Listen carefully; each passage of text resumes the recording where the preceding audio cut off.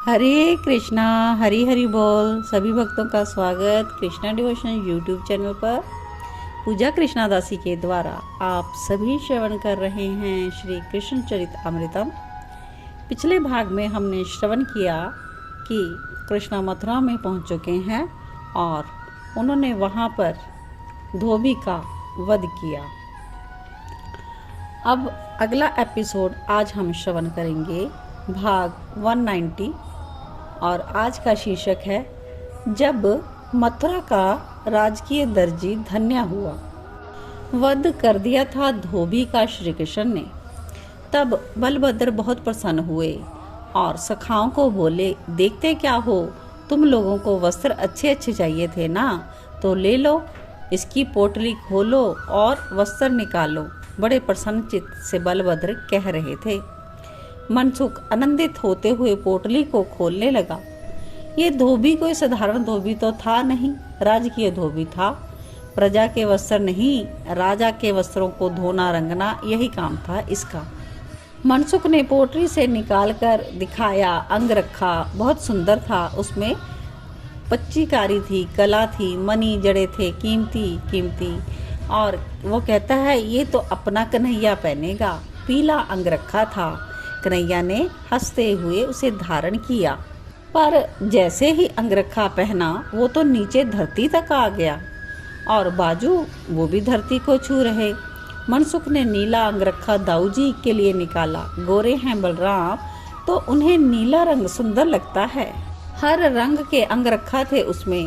दाऊ जी को भी ढीला हो गया वस्त्र। फिर सबने बारी बारी पहन लिया और सब ग्वालाओं जो सखाए थे उनके वस्त्र झाड़ू का काम कर रहे थे।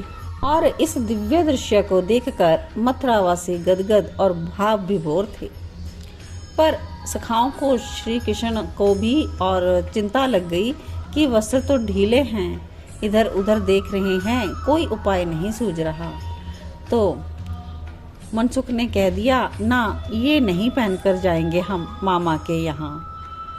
कुछ ज़्यादा ही ढीला अंगरखा पहनकर खड़े हैं श्री कृष्ण और बलभद्र सखाओं के साथ। क्या करें अब, यही सोच रहे हैं मथुरा के राजमार्ग में। अब अगला दृश्य है कि गुनक नाम का एक दर्जी, राजकीय दर्जी है। राजाओं के, बड़े बड़े धनिकों के ही वस्त्र सिलता है, बहुत सुंदर। आसपास के दर्जी अपने आप को गुनक का शिष्य बताकर नाम कमा रहे थे। इसका नाम बहुत दूर दूर तक फैला हुआ था। कला थी इसके हाथों में। जिस कपड़े को ये अपनी कैंची से छू देता था, बस फिर तो सिलाई, उसके हाथों की सिलाई। गुनक नाम ऐसे ही नहीं था, इसका गुण ही गुण थे इसमें। इसीलिए मात्र गुण ही होना और अवगुण ना होना ये तो मनुष्य में संभव नहीं है।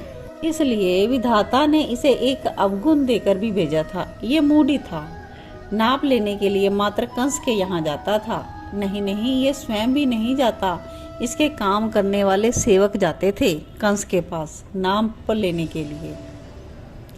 ये मूढ़ी भी था और जिद्दी भी। वैसे भी कला जिसके पास आ जाए उसमें यह गुण जो अवगुण है, जिद्दी और मूढ़ी, स्वाभाविक ही देखा गया है। इसके प्रतिष्ठान में सदैव लाइन लगी रहती थी लोगों की, और लोगों में भी सामान्य लोग नहीं, धनिक, राज परिवार के, आसपास के प्रदेशों के राजकुमार स्वयं उपस्थित होते थे। क्योंकि गुनक दर्जी किसी की चापलूसी नहीं कहता था। इसका कहना था, मेरे राजकीय दर्जी होने से मुझे क्या लाभ मिलेगा, मेरे पास तो कला है, मैं किसी भी राज्य में चला जाऊं, मेरा तो स्वागत ही होगा। बात तो सही कहता है गुनक दर्जी, इसके सिले वस्त्र अलग ही दिखते हैं। और जिसने इससे अपना वस्त्र सिलवा लिया वो धन्य ही समझता था अपने को। सबको दिखता था कि वस्त्र गुनक ने सिले हैं, इससे पहनने वाले की प्रतिष्ठा और बढ़ती। ये अकेले कहीं चलता नहीं था, इसके साथ कई दर्जी चलते थे। पर आज क्या हुआ? अगला दृश्य है। यह दृश्य मथुरा वासियों के लिए आनंददायक था। मध्य राजमार्ग में खड़े हैं भुवन सुंदर श्री कृष्ण। पीला अंग रखा मनसुख ने जो पहना दिया उसे ही पहनकर खड़े हैं दाऊ भी। तभी हाथ में कैंची लेकर सामने से आ रहा है गुनक दर्जी। लोग चौंक गए, ये क्या, गुनक आज अकेले, वो भी हाथों में कैंची लेकर। ये भले ही राजकीय दर्जी हो, पर राजा कंस के यहाँ भी तो ये आज तक नाप लेने नहीं गया, किसी और को भेजता था। पर आज वो दर्जी आया, हाथों में कैंची है उसके, श्री कृष्ण के सामने जाकर बैठ गया घुटनों के बल। कुछ देर तक तो वो निहारता रहा श्री कृष्ण को, मुग्ध हो गया। फिर अपने आप को संभालते हुए बोला, ये अंगरखा मैंने ही सिला है। श्री कृष्ण ने कहा, अच्छा सिला है तुमने, पर आपके नाप का नहीं बैठा। आप आज्ञा दे तो मैं कैंची चलाऊं। वैसे आपको आवश्यकता नहीं है इन वस्त्रों की, क्योंकि आप तो वैसे ही भवन सुंदर हैं। ना भी पहनेंगे वस्त्र तो भी आपके अंग की कांति आपको दिव्य बनाई रखेगी।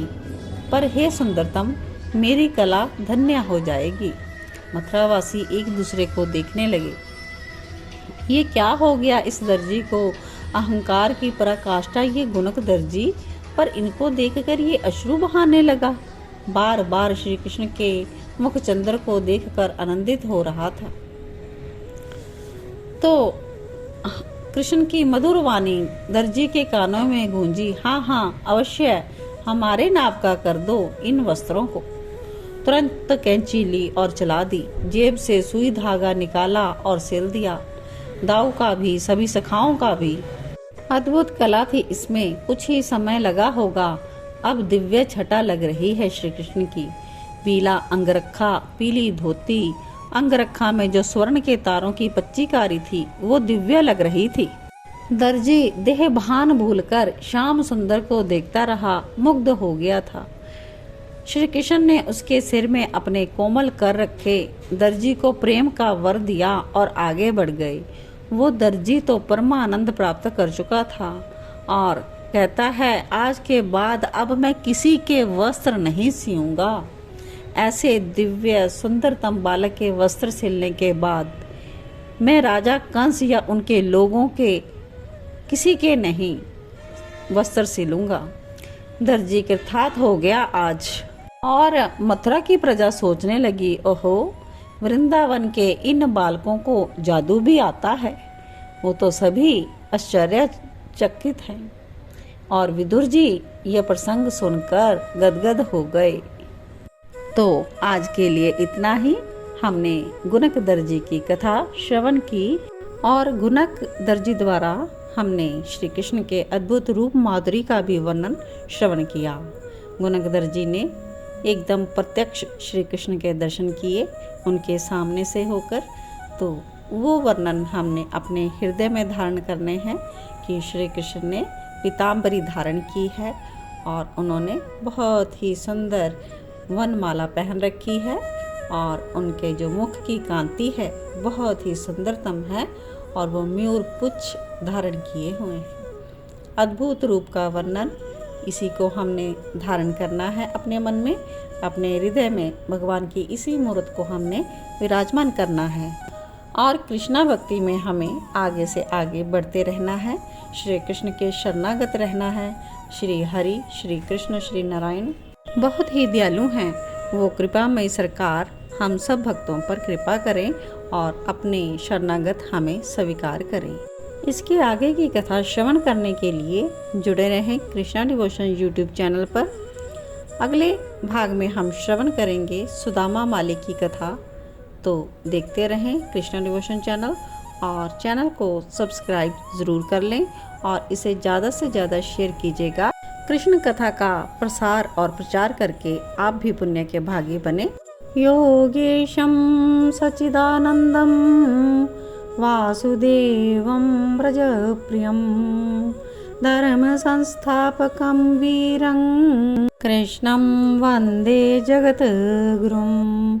कृष्णं वन्दे जगद्गुरुम्।